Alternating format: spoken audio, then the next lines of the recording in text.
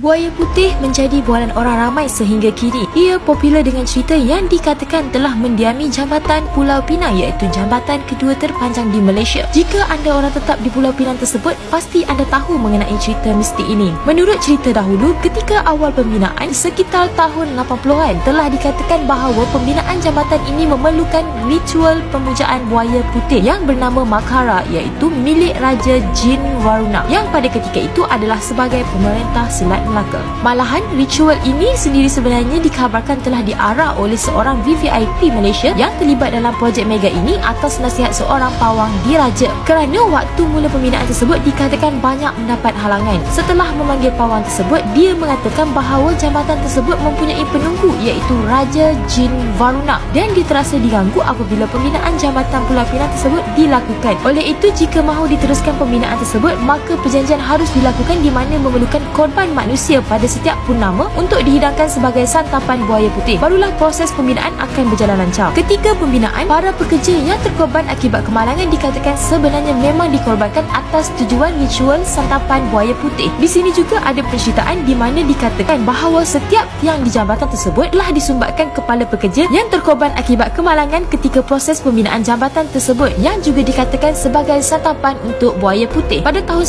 1988, pengamal silap mata terkenal yang diketahui menggunakan perantara jin pernah cuba membuat persembahan memohon untuk menghilangkan jambatan Pulau Pinang, tetapi dilarang keras Perdana Menteri ketika itu kerana dikhawatiri mencetuskan konflik di antara jin dan boleh membawa bencana kepada penduduk di kawasan tersebut. Pada setiap kali purnama mengambang, buaya putih dikatakan menuntut korban selepas 12 malam di mana pengguna jambatan seperti terpukau untuk terjun ke bawah jambatan. Pernah berlaku kes misteri sekitar 80-an, mak dan anak menaiki kereta pulang ke pulau. Seorang anak memandu kereta dan ibunya duduk di tepi. Sebaik melintasi tiang yang ke-56, anaknya terkejut apabila melihat ibunya secara tiba-tiba telah berada di belakang. Si anak memberhentikan kenderaan, ibunya keluar lalu terjun ke laut. Selain itu, terkini masih menjadi misteri adakah kemalangan melibatkan mendiang Moy Yun Peng 20 yang ketika itu kecoh apabila kereta beliau Mazda SUV yang dipandu mendiang terjunam ke dalam laut akibat kemalangan. Adakah ia disebabkan jambatan tersebut masih dahagakan nyawa manusia atau ia hanya kebetulan yang terjadi di situ? Misteri tiang 56 dan buaya putih tersebut masih belum boleh dirungkai sehingga kini. Sahih atau tidak, tiada siapa yang dapat merungkainya. Sesungguhnya segalanya adalah kuasa Allah Subhanahu Wa Taala.